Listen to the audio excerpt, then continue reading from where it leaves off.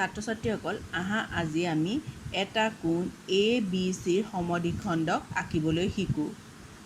মই তাৰ বাবে এটা কোণ এ বি চি আঁকি লৈছোঁ। এ বি চিটো মই 50 ডিগ্ৰী জোখত আঁকি লৈছোঁ। তোমালোকক যিমান ডিগ্ৰী কোণ আঁকিবলৈ দিয়ে সিমান ডিগ্ৰীকৈ আঁকি ল'বা, বা কোণৰ মাপ নিদিলে তোমালোকে নিজৰ ইচ্ছামতে এটা কোণ আঁকি ল'বা। এতিয়া আমি বি বিন্দুক কেন্দ্ৰ কৰিম। কম্পাছ পাত বি বিন্দুত খুচি ল'ম।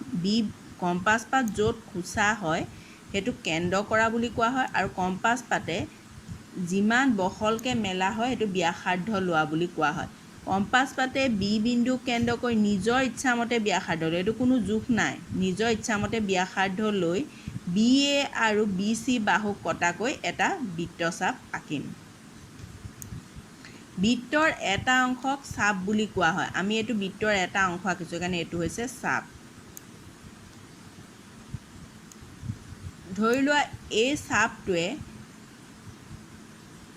বি এৰ ডি আৰু বি চিৰ ই বিন্দুত কাটিছে।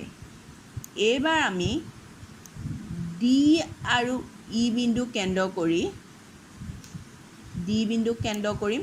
এই ডিৰ পৰা ইলে মেলিলে যিমান হ'ব তাৰ আধাতকৈ অলপ বেছি, ইমানটোমান আধা হ'ব, ইয়াতকৈ বেছি। তোমালোকে ইয়াতকৈ বেছি ইমানটো ল'ব পাৰা, ইমানটো ল'ব পাৰা, ইমানটো ল'ব পাৰা নিজৰ ইচ্ছামতে।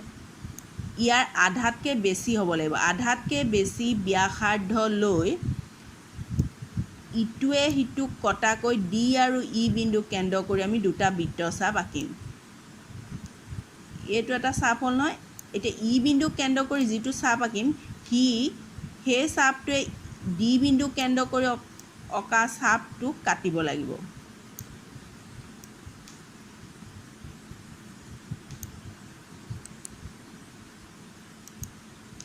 ধৰি লোৱা এই দুইটা চাপে এফ বিন্দুত কাটিছে।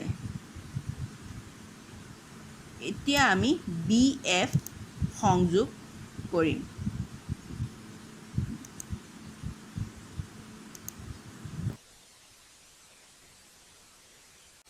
বিৰ পৰা এফৰ মাজেদি, মানে দুইটা বৃত্তচাপে যিটো বিন্দুত কাটিছে তাৰ মাজেদি আমি বি এফ ৰশ্মি আঁকিলোঁ।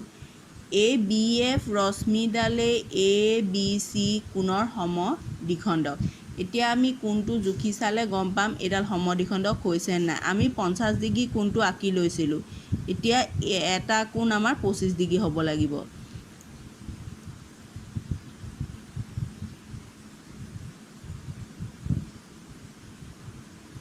তোমালোকে ধৰিব পাৰিছা চাগে, এয়া এইটুকুৰ পৰা এইটুকুলৈ 25 ডিগ্ৰী, এইটুকুৰ পৰা এইটুকুলৈ 25 ডিগ্ৰী। তাৰমানে আমি অঁকাটো শুদ্ধ হৈছে।